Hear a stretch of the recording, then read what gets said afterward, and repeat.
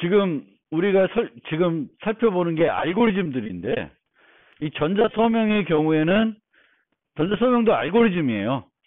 근데 아까도 부인 방지 얘기를 좀 했지만, 이제 이게 전자적으로 이루어지는 일이고, 우리가 내 키를 누가 가져갔어요.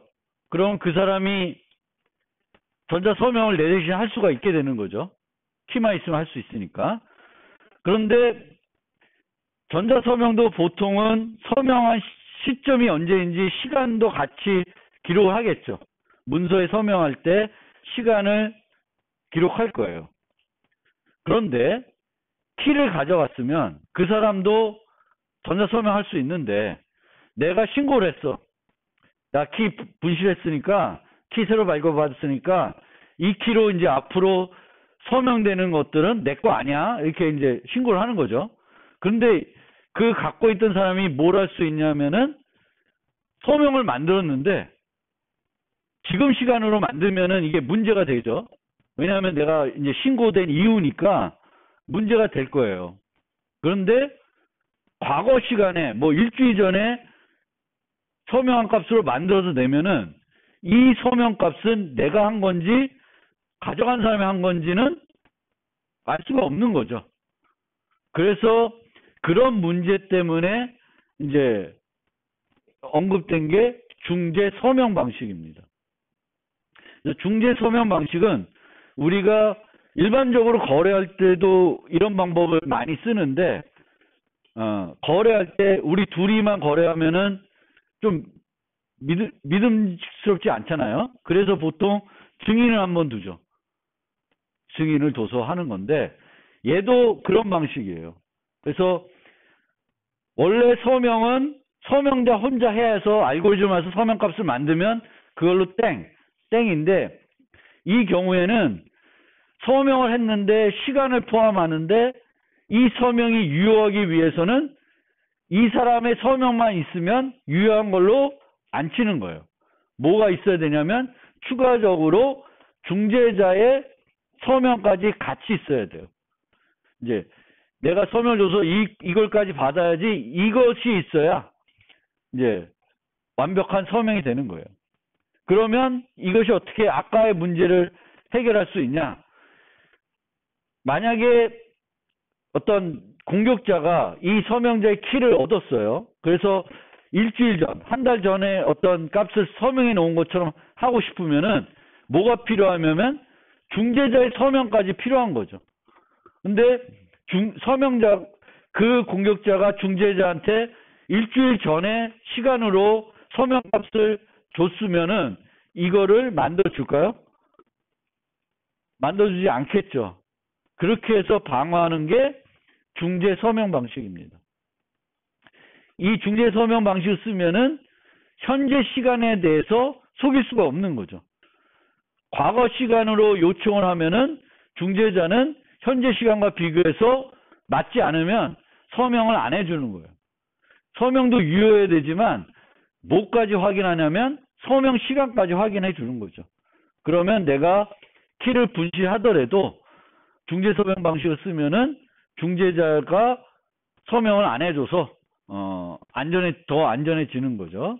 그래서 그런 방법을 이제 쓸 수 있고, 또 한 가지 이제 중재 서명 방식을 쓰지 않고 이런 비슷한 효과를 하기 위해서 뭘 할 수 있냐면은 블록체인 기술을 활용할 수도 있어요. 블록체인 기술. 그러니까 블록체인 기술은 지난번에 DPK 하면서 얘기했었죠. 그래서 블록체인은 첨삭 정형이에요. 수정 삭제가 안 돼요. 그러면 얘는 그 중재 서명 방식 등의 블록체인을 어떻게 활용하냐면, 서명을 한 다음에는 무조건 어디다 등록하냐면은 블록체인에 서명값을 등록하는 거예요. 그렇게 되면 내 키가 분실이 됐어요. 그래서 이 사람이 서명을 만들려는데 현재가 아니라 과거에 넣으려고 그러면은 기존 블록체인 안에 그 위치에 들어가야 되죠. 집어넣어야지 유효한 것이 되잖아. 한 달 전 걸로 하려고 그러면 한 달 전 블록에 뭐가 들어가야 돼? 그 서명이 들어가야 되죠. 근데 블록체인은 무슨 특성을 갖고 있어? 첨삭 경영이에요. 기존 블록을 수정, 삭제할 수 없어요. 기존 블록에다가 이미 확정되어 있는 블록에 서명값을 못 넣어. 그렇게 되면은 이 방식은 중재자를 쓰는 뭐 중앙집중 방식이죠. 근데 블록체인을 쓰게 되면은 이제 탈중앙적으로 할 수가 있는 거죠. 그러니까 그런 용도로도 우리가 이제 블록체인 같은 걸 활용할 수 있어요. 서명값을 등록하는 거죠. 에스토니아 같은 데는 모든 그 국가 문서들을 블록체인에 저장합니다. 그러면 그거는 어떻게 돼? 나중에 절대 수정 삭제가 안 돼요. 정부가 뭔가 속일 수가 없는 거지. 기록이 다 나중에 공개되면은 이제 다 나오는 거죠. 옛날에 해놓고 안 했다고 이렇게 뭔가 수정할 수가 없는 거죠. 블록체인 기술 때문에. 그래서 그런 블록체인으로도 얘와 똑같은 효과를 낼 수 있다. 그거 하나 알아두시면 좋겠고요. 보통 전자서명 알고리즘은 이런 형태예요. 첨부 형태의 전자서명 알고리즘. 방금 말씀드린 건 문서가 있고 전자서명이 따로 존재한다. 값이 따로 존재한다 그랬어요. 그래서 이런 방식을 우리가 첨부 형태 전자서명 알고리즘이에요.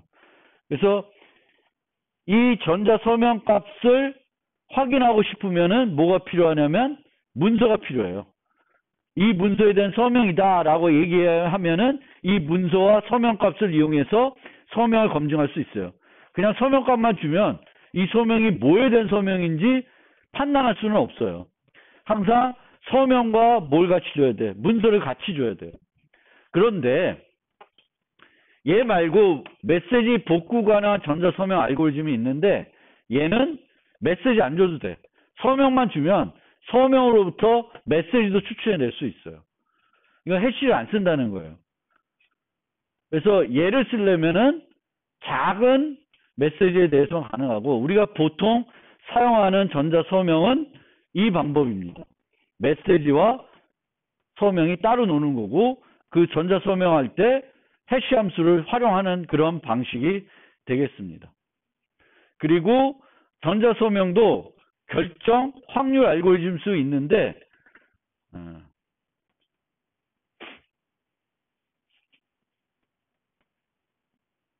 얘는 크게 암호화 함수와 달리 꼭 확률 알고리즘이 돼야지 안전한 건 아니에요. 굳이 결정 알고리즘에 대해도 뭐 상관없어요.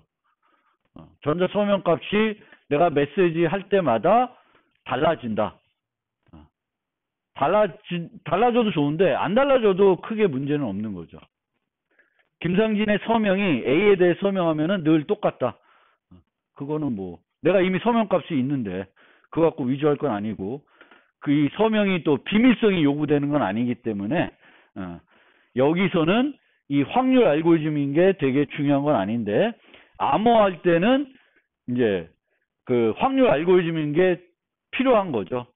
확률 알고리즘 돼야지만 나중에 어떤 암호문을 봤을 때 이 암호문이 어떤 평문을 암호한 건지를 모르게 해야 되는 거니까 이미 노출된 거가 있을 수 있으니까 확률적 알고리즘이 될 필요가 있는데 얘는 뭐 그런 건 없다.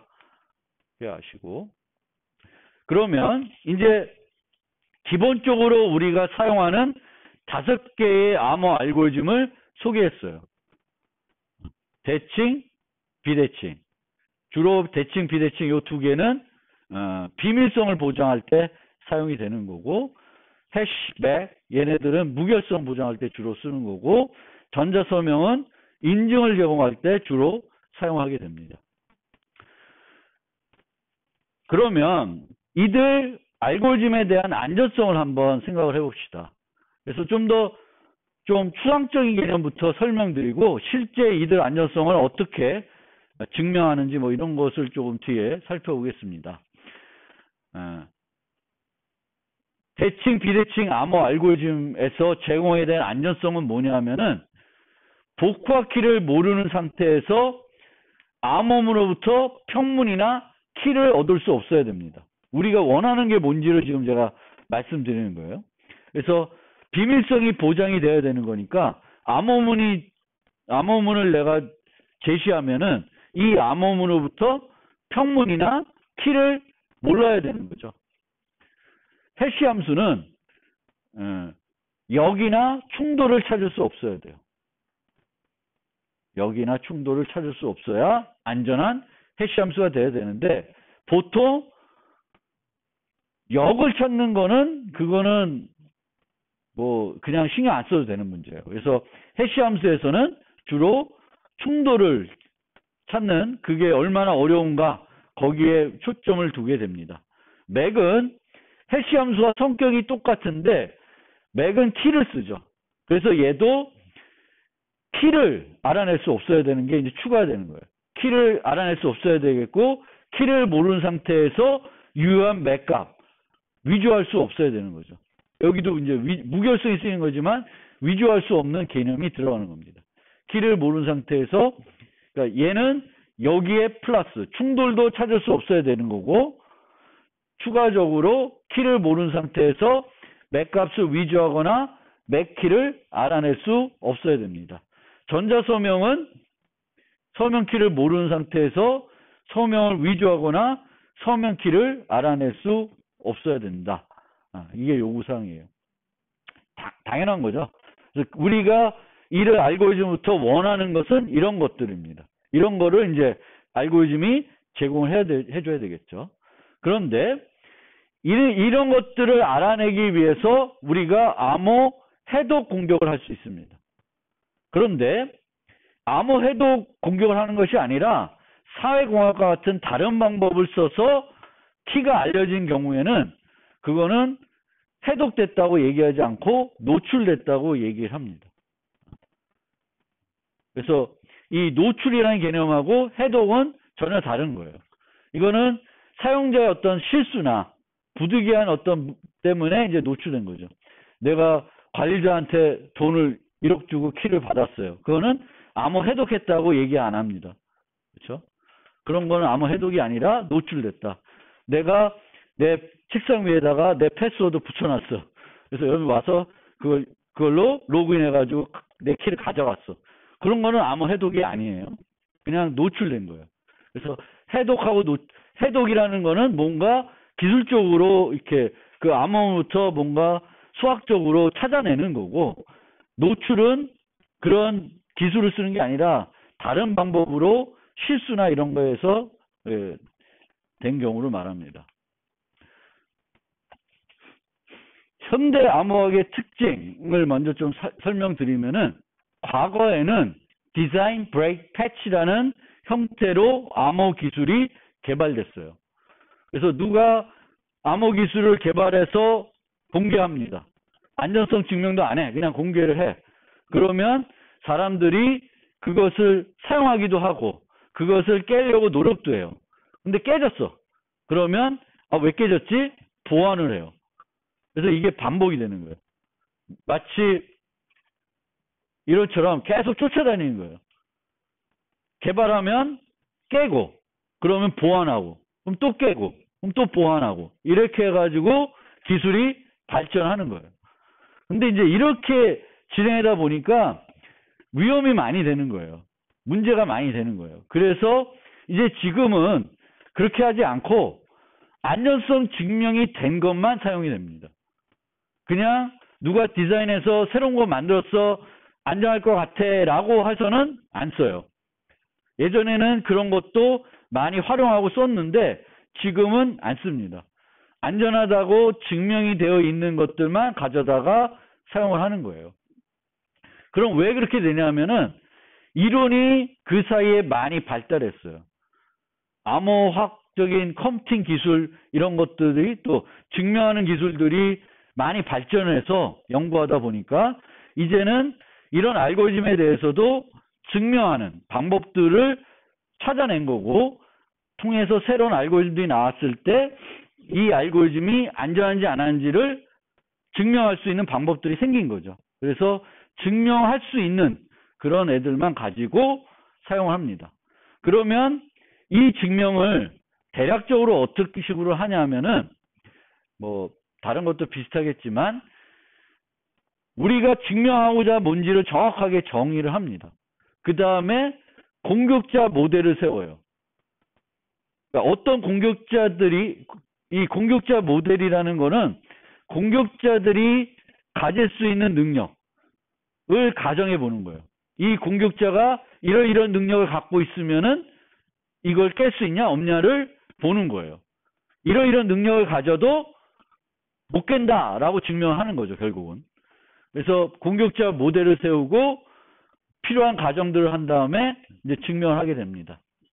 그러면 이런 증명이 완벽한 거냐? 증명만 되면 완벽한 거냐?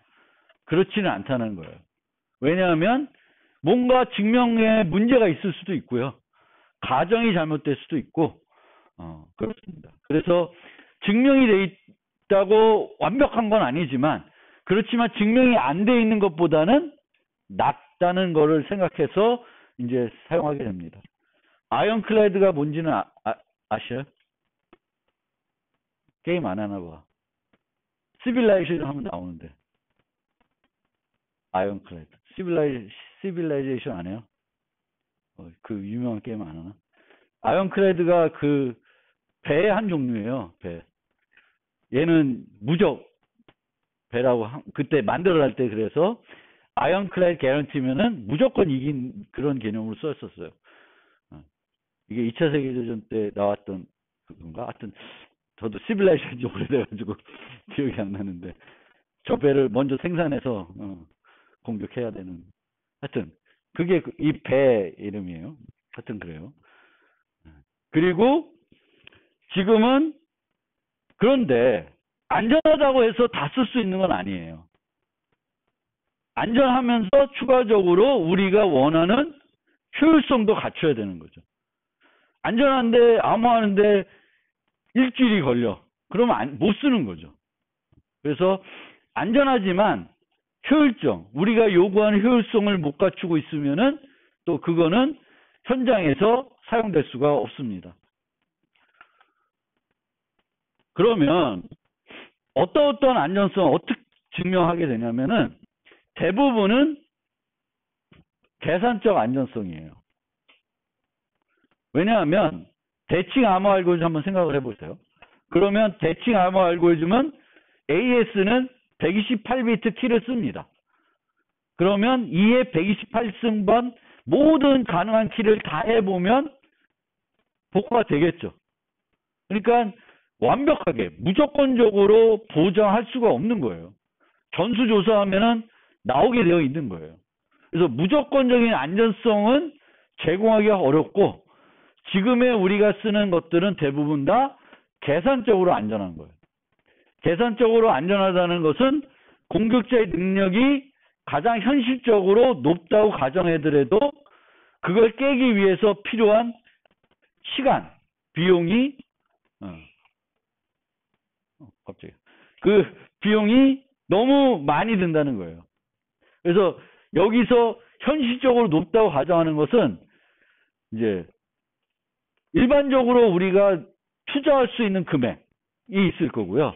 그 금액으로 갖출 수 있는 최고급 성능의 컴퓨팅 장치를 이용해 가지고 알려진 가장 좋은 어떤 공격 방법을 써서도 얘를 공격하는데 100년이 걸린다.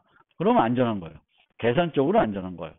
그렇게 따지는 거고 이 계산적 안전성 안에 증명 가능한 안전성이 있어요. 얘는 뭐냐면은 주로 공개키 기술이 이런 쪽에 속하는데 공개키 기술은 어려운 문제에 의존하고 있습니다. 예를 들어서 RSA라고 하는 알고리즘은 인수분해 문제에 기반하고 있어요. 그런데 인수분해 문제는 특정한 종류의 수는 어렵다고 증명이 되어 있습니다. 근데 그것도 좀 잘못된 표현이지만 어렵다고 증명이 되어 있는 게 아니라 아직까지는 다차 시간 알고리즘을 못 찾고 있는 거지. 그 인수분해 문제는 다차 시간 알고리즘. 다차 시간이 없다고 증명도 안 돼 있어요. 요 MP, P 그러면 요 P 밖에 있는 문제죠. 인수분해 문제는. 인수분해 문제는 그래요. 그러면 이 알고리즘을 깨려면 인수분해를 해결해야 돼. 그러면 이 알고리즘은 증명 가능한 안전성을 갖고 있다 그래요. 그래서 그렇게. 그러니까 보통 대칭 암호 알고리즘은 전수조사 해서 거기에 대한 걸 따지는 건데 공개키는 그렇지 않습니다. 그래서 그럴 경우에는 증명 가능한 안전성이라고 합니다. 그러면 계산적인 안전성은 보통 어떻게 증명하냐? 어려운 얘기가 나오는데 이 암호학에서 되게 유명한 사람이 이제 샤넌이라는 사람인데 이 샤넌이 완벽한 알고리즘의 완벽한 안전성을 갖추기 위한 조건을 제시했어요. 그 조건을 수학적으로 표현하면은 이렇게 표현이 돼요. 조건부 확률.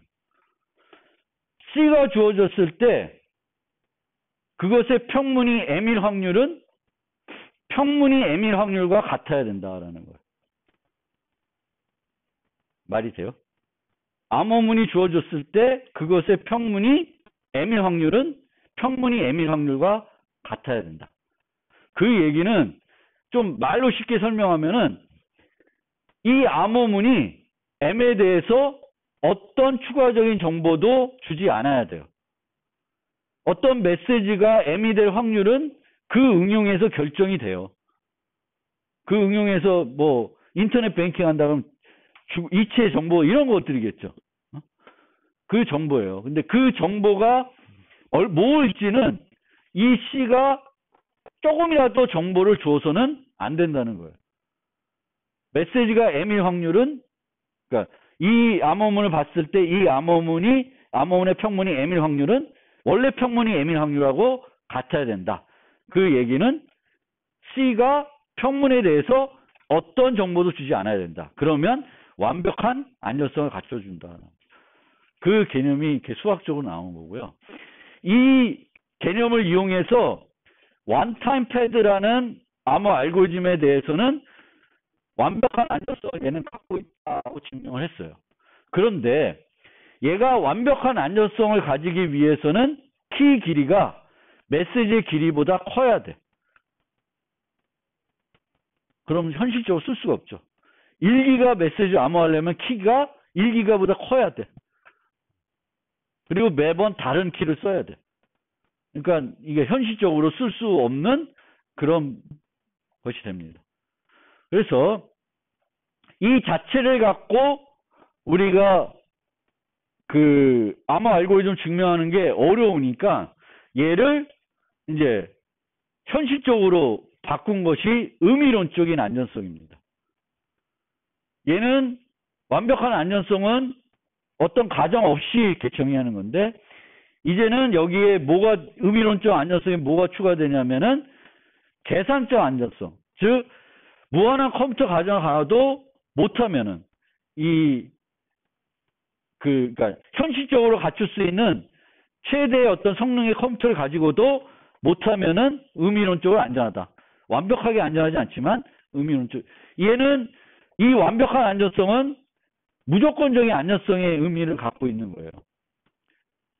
아무리 고성 컴퓨터를 갖고 와도 불가능한 거지. 불가능하다는 걸 얘기하는 거고. 근데 실제는 안 그러니까 그거를 이렇게 의미론적인 안전성이라는 개념으로 바꿔서 효율적으로 계산하는 모든 것은 암호문이 없어도 계산할 수 있어야 한다라고 이제 바꿨는데 이렇게 완벽한 안전성을 의미론적인 어떤 제한을 둬서 우리가 검토를 하더라도 이것 자체를 우리가 증명하기가 어렵습니다. 그래서 실제적으로는 예를 써서 증명하지 않고 이런 개념을 써서 증명을 해요. 그냥 이런 게 있다라고만 이렇게 들어주시면 돼요. 너무 자세히 이걸 이해하려고 하지 않으셔도 되는 내용이긴 합니다. 그래서 이렇게 흘러가고 있어요. 그래서 구별 불가 안전성은 뭔지 설명해 드리면 게임을 진행하는 걸로 증명을 하는 거예요. 이게 어떤 게임이냐면은 뭐 이 말이 있는데 챌린저가 있고 공격자가 있어요.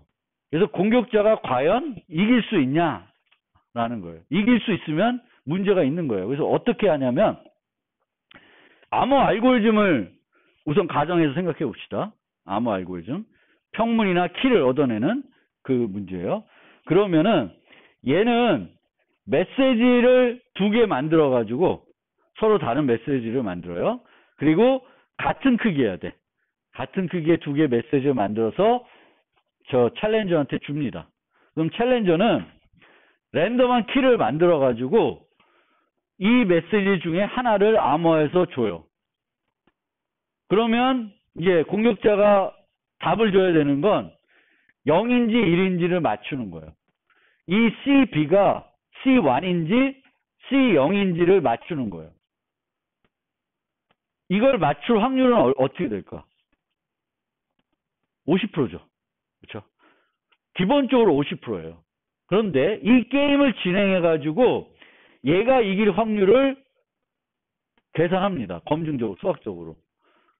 그리고 그 확률이 50%를 넘어가면 이 알고리즘은 뭔가는 정보가 노출되는 거예요.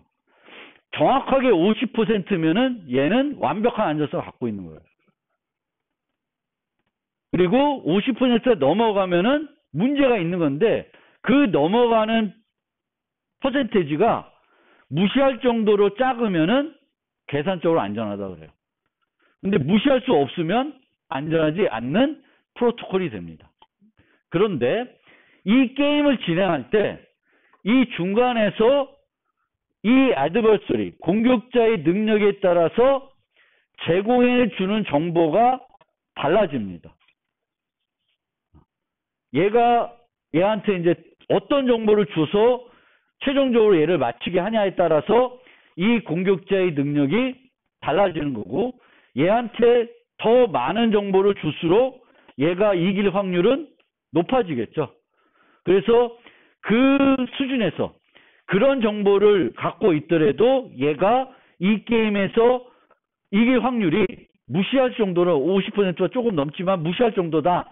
그러면 안전한 프로토콜이라고 하는 거예요. 그러면 요 사이에서 어떤 일들이 있을 수 있냐면은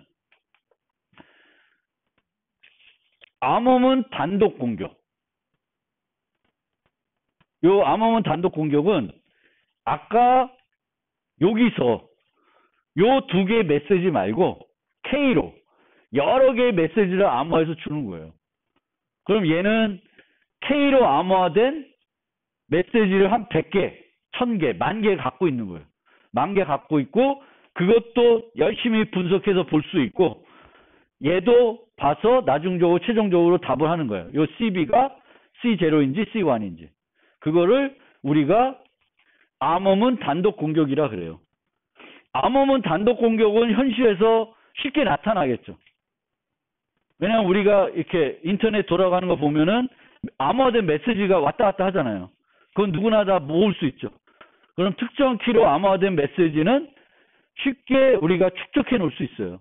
그걸 가지고 막 분석하는 거죠. 그래서 키를 알아내는 거예요. 그게 암호문 단독 공격이에요. 그 다음에 기지 평문 공격은 요 경우에는 암호문만 있어요. 근데 얘는 뭘 같이 주냐면은 챌린저가 메시지와 암호문 쌍을 같이 줘요. 그걸 뭐 100개, 1000개, 10,000개 주는 거예요. 그걸 갖고서 또 공격해 보라고 하는 거예요. 그러면 얘가 있을 때보다 얘가 있을 때가 훨씬 더 많은 정보를 저 공격자가 가지고 있는 거죠. 여기는 암호문만 갖고 있는 거고 얘는 암호문과 평문 쌍을 갖고 있는 거예요. 물론 그 평문과 암호문 쌍에는 M0와 M1은 안 들어있겠죠. M0, M1의 암호한 결과는 안 들어있는데 이제 나머지 그 M0, M1이 아닌 메시지들을 암호한 값들을 주는 거예요. 그 다음에 선택 평문 경우는 얘는 공격자가 평문과 암호문 쌍을 결정할 능력이 없어요. 주는 대로 받는 거예요. 여기서 얘가 M, C 쌍을 주는데 그 M은 얘가 결정해서 주는 거예요. 다 다른 거지만 얘가 결정해요. 근데 거꾸로 선택평문 공격은 좋아. 내가 이거 맞출 테니까 요 메시지, 요 메시지, 요 메시지, 요 메시지에 대해서 암호에서 줘. 그럼 쫙 줘요. 그럼 그거 갖고 이제 또 공격을 하는 거예요. 그러니까 조금 더 내가 더 유리한 거죠. 공격자가. 그 다음에 밑에 거는 이제 뭐 거꾸로 하는 거고, 요거 그 다음에 이제 나오는 게 이제 적응적이에요. 적응적인 경우는 한번 다 받았어요. 선택평문 공격을 해가지고 내가 원하는 메시지에 대해서 시드를 쭉 얻었어요. 그래서 그거 갖고 있는데 하다 보니까 요 M에 대해서도 C가 있으면 좀 더 잘 할 수 있을 것 같아. 그럼 또 달라 그래요. 그럼 필요한 만큼 계속 주는 거예요. 그게 적응적 선택 평문 공격입니다. 그러니까 이게 가장 공격자가 가질 수 있는 가장 파워풀한 공격이에요. 그럼 우리가 증명을 어떻게 하냐면 이 공격자가 적응적 선택 평문 공격을 하더라도 확률이 무시할 정도로 작다. 그러면 이 알고리즘은 대단히 안전한 거예요. 그리고 여기에 보면 선택평문, 적응적 선택평문인데 선택 암호문 공격이 있잖아요. 이 암호문은 암호문을 만들면 풀어주잖아요. 그런데 이 개념을 어떻게 생각해야 되냐면 대칭키에서는 키가 없으면 메시지만 암호해 주는데 공격키에서는 공격자가 뭘 갖고 있어요? 개인 키는 없어도 뭘 갖고 있냐면 공격키는 갖고 있는 거예요. 공격키는. 그러면 공격키를 갖고 있으면 그 챌린저한테 달라고 하지 않아도 내가 필요한 메시지를 암호해 볼 수 있어요. 그러니까 선택 암호 공격은 그 공격키에서 뭐가 달라지냐면 내가 요 C는 요런 C 값은 뭘로 복구화되는지 알고 싶어. 그럼 C를 주는 거예요. 그러니까 이 선택 암호문 공격과 적응적 선택 암호문 공격은 공격키에 적용이 되는 그런 개념으로 생각하시고 얘는 선택 평문을 포함하고 있어요. 왜냐하면 공격키가 있으면 내가 다 만들 수 있으니까. 근데 개인키가 없으니까 C를 주면 그거를 푸는 건 못하지. 내가 이미 랜덤 C 값을 만들었으면 이 C 값을 복구할 수는 없잖아요. 개인키가 없으니까. 메시지가 있으면 공격키가 있으면 C를 만들 수 있는데 C에서 M으로는 못 와.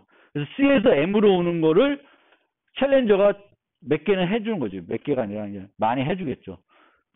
그래서 저런 걸 갖고 있어도 공격에 성공할 수 없다는 거를 어떻게 보이는 거예요. 어떻게 보이는지는 저도 몰라요.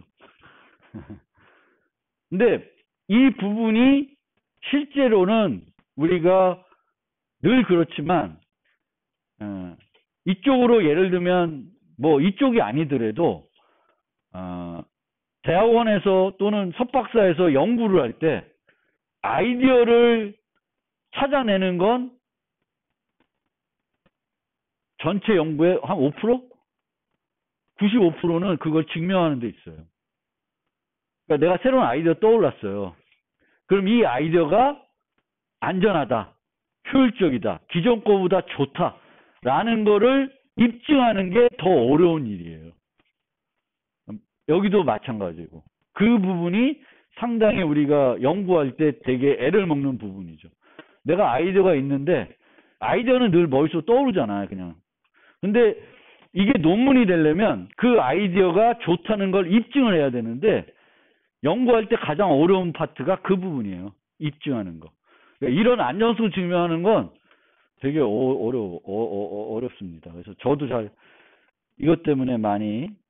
근데 다행히 제 때는 좀 더 저쪽에 가까웠어요. 디자인, 브레이크 패치. 그래서 아이디어만 제안하면 많이 논문을 실어줬는데 요즘은 아이디어만 제안하면 논문을 안 받아줘요. 안전성까지 뭔가 다 완벽하게 증명이 돼야 이거를 논문으로 받아주지.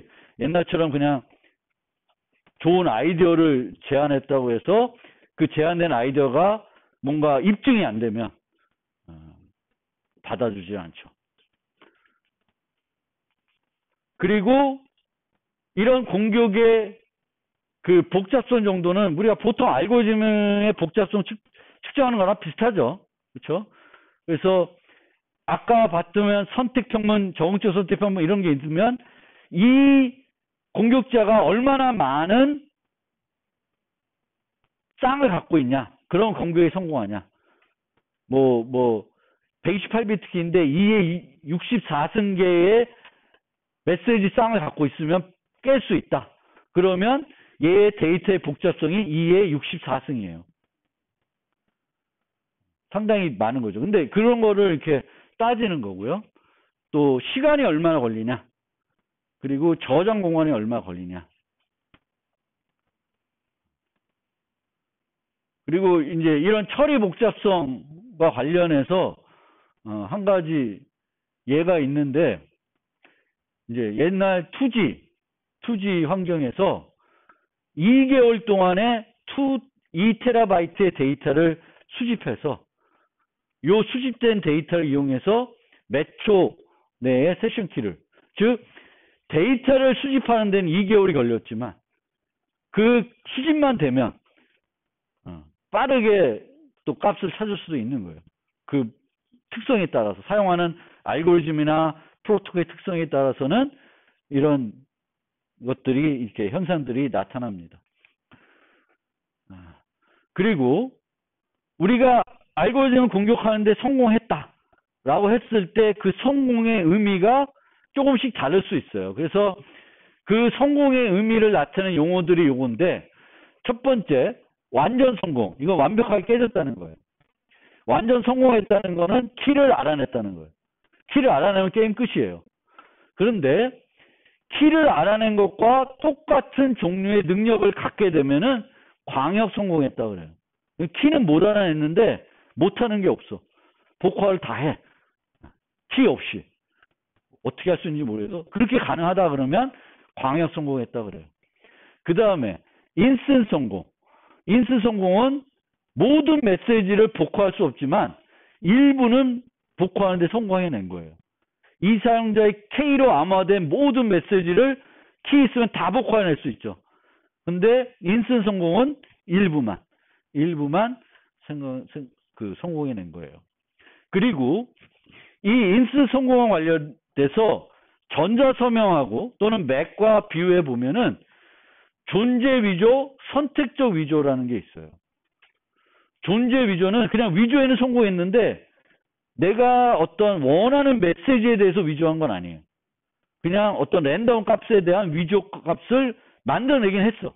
근데 위조하는데 성공했는데 이 위조된 결과를 활용할 수 있다는 거하고 또 거리가 먼 거예요. 원래 위조하려고 그러면 내가 원하는 요 메시지에서 위조해낼 수 있으면 공격할 수 있는데 쓰레기 값에 대해서 위조를 했어. 그러면 실제 사용해 먹을 수는 없잖아요. 사용해 먹을 수는 없지만 어쨌든 위조에는 성공한 거니까 그럴 때 얘기하는 게 존재 위조이고, 선택적 위조는 일부 내가 능력을 갖춰진 거예요. 근데 모든 종류의 메시지에서 위조할 수 있는 건 아니고 일부 특정한 메시지에 대해서는 위조하는데 성공한 거를 우리가 선택적 위조라고 그럽니다. 그 다음에 아윗 단계는 정보 추출이라고 그래요. 이 정보 추출은 완전히 성공한 게 아니지. 인스 성공한 것도 아니고 특정한 암호문에서 몇 비트 평문을 알아냈거나 키의 몇 비트를 알아냈거나 이렇게 되면은 정보 추출하는데 성공했다고 얘기합니다. 키의 일부 또는 평문의 일부를 알아낸 경우를 인포메이션 디덕션이라고 그래요. 그 다음에 이제 암호 해독해서 하는 공격들이 있는데, 이런 암호 해독 공격 말고 부채널 공격이라는 게 있어요. 부채널 공격. 그래서 부채널 공격은 알고리즘의 입력과 출력 외에 다른 정보를 이용해서 공격하는 방법을 부채널 공격이라고 그래요. 보통 많이 쓰는 게 시간 그리고 전력 소비예요. 어떤 데이터를 암호화할 때 키가 여기가 몇 비트면은 요게 뭐 1이면은 시간이 더 걸리고 적게 걸리고,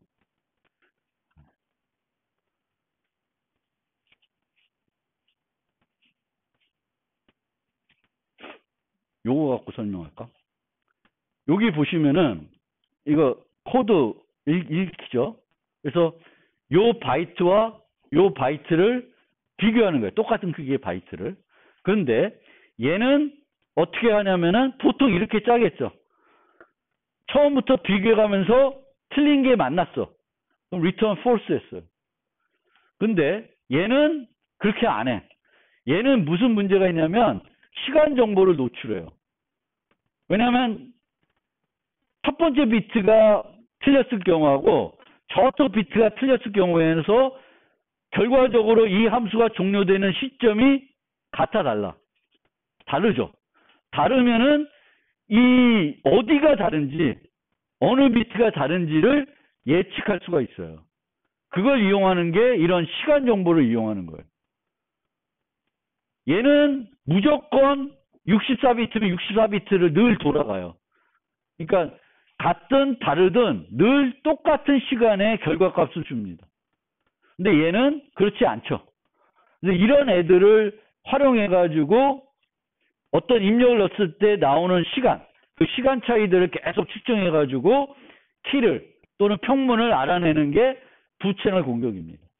시간을 이용할 수도 있고 또 전력 소모, 전력을 어떤 건 많이 소모하고 적게 소모하고 그 차이를, 그러니까 데이터를 넣었을 때 그 차이를 우리가 분석해가지고 키를 예측하는 거죠. 그런 게 이제 부채널 공격이에요. 그래서 이 부채널 공격을 방어하기 위해서는 부채널 노출된 정보를 없도록 만들어야 되는 거나 줄이는 거예요. 그래서 이런 식으로 효율적으로 짜면 이렇게 짜는데 이 암호 알고리즘 짤 때는 이런 식으로 짜면 안 되고 이렇게 짜야 되는 거예요. 늘 일정한 시간에 결과가 나오게끔. 빠르게 나오면 안 돼. 그러니까 데이터에 따라서 키에 따라서 시간 차이가 나면은 그 시간 차이를 이용해 가지고 정보를 알아내는 거예요. 그래서 그게 이제 부채널 공격입니다. 그리고 마지막으로 이제 양자 컴퓨팅. 이제 아직 양자 컴퓨팅이 현실화되지는 않았어요. 물론 우리가 어느 사이트 가면은 양자 컴퓨팅을 조금 맛보게 해주기도 하는데 얘가 우리가 사용하는 컴퓨터 수준까지는 안 돼 있죠. 그렇죠? 그 수준이 되면 이제 세상이 좀 바뀌겠지. 근데 아직은 안 돼 있는 상태이고 그게 실제 될지 안 될지도에 대해서도 논란의 여지가 있습니다. 한 10년 뒤면 될 거다라는 사람도 있고 그렇지는 않을 거다라는 사람도 있습니다. 근데 이 양자 컴퓨팅이 현실화되든 안 되든 간에 양자 컴퓨팅의 원리는 사람들이 다 알고 있는 거고 이 원리를 이용해서 여러 알고리즘들, 양자 컴퓨팅에 적합한 알고리즘들을 만들 수 있는데 그 알고리즘들을 살펴봤더니 지난번에 보여드렸던 것처럼 되게 중요한 알고리즘 두 개가 나오는데 글로벌 알고리즘과 슈어 알고리즘이에요.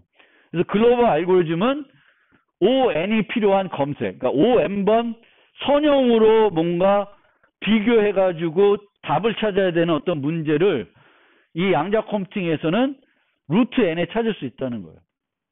그러면은 우리가 대칭 알고리즘에서는 블루폴스 하면 128비트 키면은 이에 128개의 키를 검사해 봐야 되는데 이제는 양자 컴퓨팅을 쓰면은 이거의 루트를 씌워지는 거니까 2에 64승이 되는 거예요.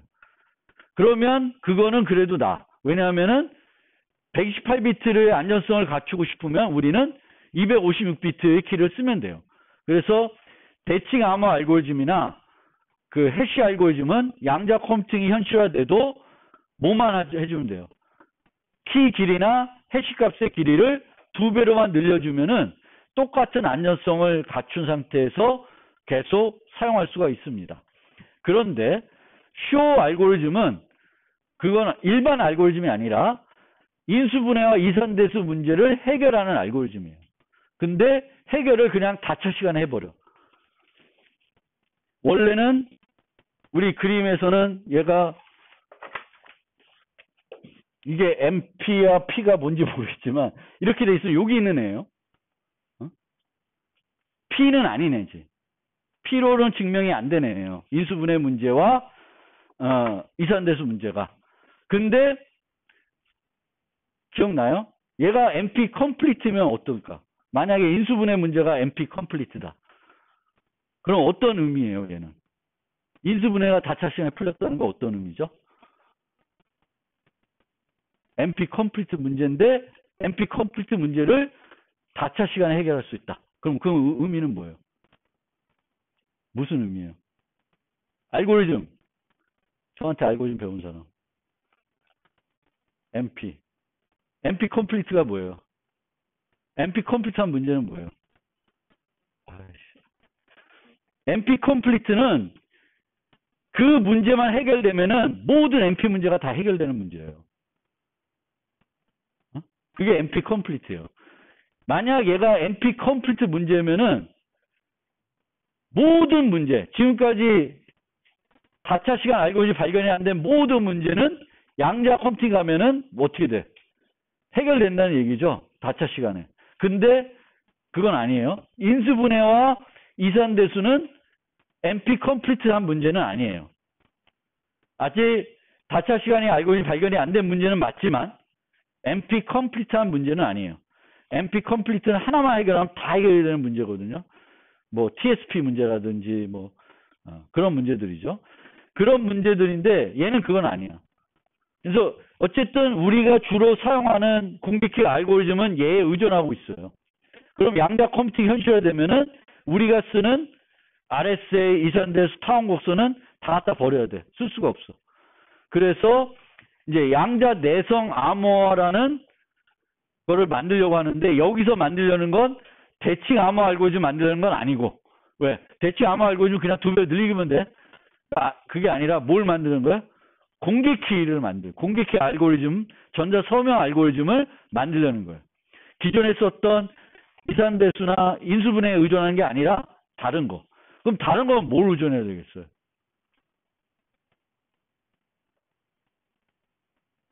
NP 문제예요, 그래도 여전히. NP 문제. 그러니까 여기서 NP 문제라는 거는 그 다차 시간이 발견이 안 된 그런 문제. 그런 문제를 이용해서 NP 하드나 NP 컴플리트나 그인데 그 문제를 이용하는 거예요. 그래서 얘에 대한 연구들이 진행되고 있습니다. 그리고 그 작년인가 재작년부터 양자 컴퓨팅 그 양자 보안이라는 얘기들이 핸드폰에 좀 많이 등장했어요. 우리 딸도 쓰는 갤럭시가 갤럭시 퀀텀인데 그거랑 이거랑은 다른 거예요. 그 퀀텀은 그것도 양자지만 양자 내성 암호를 그 안에 넣어진 게 아니라 양자 현상을 이용하는 거죠. 그 퀀텀 기계는 그 양자 현상을 뭔가 만들어낼 수 있는 요소가 거기에 들어있는 거예요. 그러니까 그 갤럭시 핸드폰에 양자 컴퓨팅 장치가 들어가는 게 아니라 양자 현상을 만들 수 있는 장치가 들어가요. 그리고 그 장치로 뭘 만들어? 랜덤한 수를 제너레이트 할 뿐이에요. 우리는 랜덤한 수를 지금까지 어떻게 제너레이트 했냐면은 수도 랜덤 함수, 안전한 의사 난수 함수로 생성했는데 이제는 그 기기는 그걸 이용하지 않고 그 장치를 이용해서 랜덤한 키를 만들 뿐이에요. So what? 그게 뭐 어때? 그걸 만드나 의사 난수로 만드나 그 안전성의 차이는 별로 없어요. 그러니까 그것도 여러분들이 이제는 컴퓨터 공학도고 4학년 됐으면 그런 이제 매체에서 뭔가 새 기술 대단한 거다 그러면은 거기 혹할 필요 없지. 실제 그게 무슨 기술인지를 좀 한번 보고 말이 되는 건지 말이 안 되는 건지 뭐 어떤 과장이 있는 건지를 좀 알고 주변 사람들한테 얘기 좀 해주고 그런 게 필요할 것 같아. 그래야 컴퓨터 공학도는 좀 다르구나. 일반 시민들은 그냥 양자 컴퓨팅 이거 대단히 얘는 안전한 컴퓨터인가 보다 이렇게 생각할 수 있는데 전혀 그렇지 않죠. 아무것도 아닌데 걔는. 여러분 생각해 봐요. 양자 장치로 랜덤한 수를 생성하나 의사난수 랜덤한 수를 생성하나 얘가 좀 더 랜덤하겠지. 근데 그 차이를 컴퓨터도 분석 못해요. 왜냐하면 얘도 안전하지 않으면 안 쓰거든. 네, 오늘 여기까지.